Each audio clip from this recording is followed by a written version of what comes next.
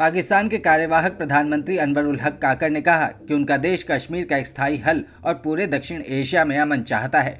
भारत की ओर इशारा करते हुए काकर ने कहा कि हम शांति के पक्ष में हैं, लेकिन किसी को भी शांति के लिए पाकिस्तान की प्रतिबद्धता को कम नहीं आंकना चाहिए। हमारी शांति की इच्छा को कमजोरी या आक्रामकता का सामना करने की अनिच्छा के रूप में नहीं समझा जाना चाहिए।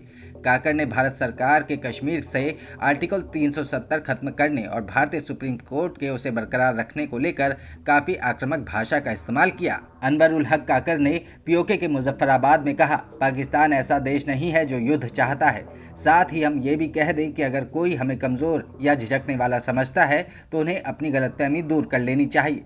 पीओके पर भारत के हमले और उसके विलय से जुड़े सवाल पर काकर ने कहा, ये जमीनी हकीकत से दूर की बातें हैं। उन्होंने कहा, कोई भी इस तरह के काम को नहीं कर सकता है। ये एक मूर्खतापूर्ण कदम होगा। इसमें अफवाह से ज्यादा कुछ नहीं है। मुजफ्फराबाद गाजा नहीं है और नई दिल्ली तल अवीव नहीं है। किसी को भी हमारे बच्चों को नुकसान पहुंचाने की हिम्मत नहीं करनी चाहिए। काकर ने कहा कि कश्मीर को लेकर पाकिस्तान का स्टैंड बदलने की बातें सीमा पार से उड़ाई हुई अफवाहें हैं। उन्होंने कहा कि पाकिस्तान ने कश्मीर को लेकर भारत के साथ 3 युद्ध लड़े हैं। हमारा कश्मीर पर कोई स्टैंड नहीं बदला है। पाकिस्तान की कश्मीर पर अपनी सैद्धांतिक स्थिति है जिस पर वो कायम है।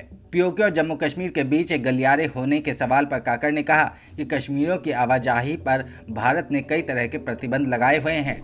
गलियारे जैसी कोई संभावना केवल तभी तलाशी जा सकती है जब कश्मीर का विवाद पूरी तरह से हल हो जाए। काकर ने गाजा में हमास और इजराइल के बीच चल रही लड़ाई पर कहा कि फिलिस्तीनियों के खिलाफ इजरायली बलों की आक्रामकता निंदनीय है। गाजा हमारे दिलों के करीब है और इजराइल ने नफरत के अलावा कुछ नहीं कमाया। काकर ने बताया कि पाकिस्तान की ओर से गाजा में एक भी फील्ड अस्पताल भेजने और मानवीय सहायता दोगुनी करने का फैसला लिया गया है।